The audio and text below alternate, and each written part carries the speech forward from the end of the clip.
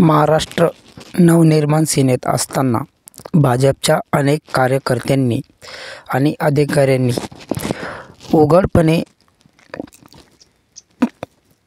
उत्तर भारतीयांना मारहाण केली होती.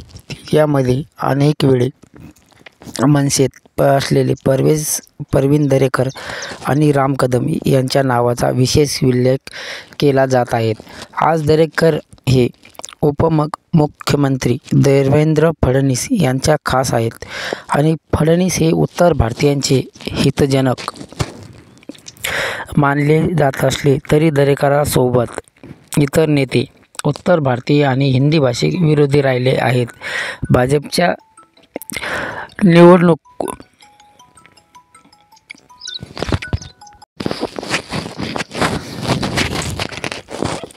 आज ते दरेकर हे उपमुख्यमंत्री देवेंद्र फडणवीस यांच्यासाठी खास आहेत.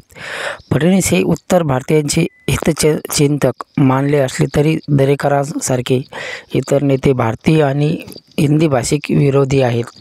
भाजपच्या निवडणुकीत समितीत महत्त्वाची भूमिका बजावणारे अखिलेश चौबे हे एकेकाळी राज ठाकरे यांचे वकील होते. मनसेमध्ये असताना अवधूत वाघ उत्तर भारतीयाविरोधात खूप बोलले. आज ते भाजपचे प्रवक्ते आहेत आणि म्हणजेच मनसेमध्ये असताना त्यांनी उत्तर भारतीय आणि राजस्थानी लोकांना मारहाण केली होती. तोच आता भाजपचा लाडका झाला आहे.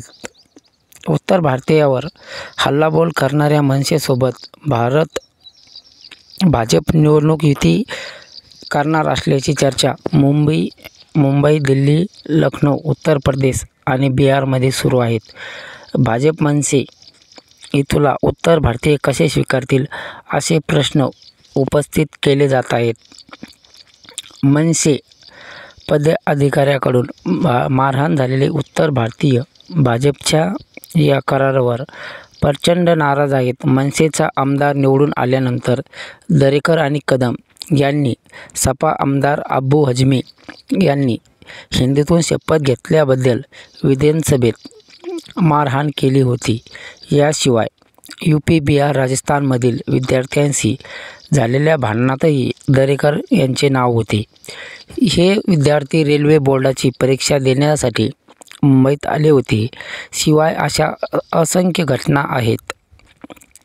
वरळीत बर्फाचा व्यवसाय करणाऱ्या सुभाष यादव यांनी मनसे आणि अधिकाऱ्यावर कारवाई करण्यासाठी 2 वर्षापासून चप्पल घातली नाही. उत्तर भारतीयांनी मारहाण करणाऱ्यावर कारवाई होत नाही तोपर्यंत अन्वयी पायी फिरणार असल्याची शपथ त्यांनी घेतली होती. सुभाष यांच्या जिद्द आणि कार्यकर्तृत्वापुढे पोलिसांचे नेमते घ्यावे लागले आणि मनसेचे 8 ते 10 कार्यकर्ते आणि अधिकाऱ्यावर कारवाई करण्यात आली. अनेकांना पार केले. अनेक प्रकारची आठवण करून देताना यादव म्हणतात की भाजपचे मनसेला आणि गोटात समाविष्ट करावे याला मी कधीही समर्थन करणार नाही. यामुळे यासारख्या हजारो उत्तर भारतीयांची मनसेची दहशत पाहिली होती. त्याची बर्फाची गाडी फोडण्याची आणि मनसेचे लोक त्याला धमक्या द्यायचे. आज मनसे भाजपसोबत आली तर मी त्यांना मतदान कसे करणार?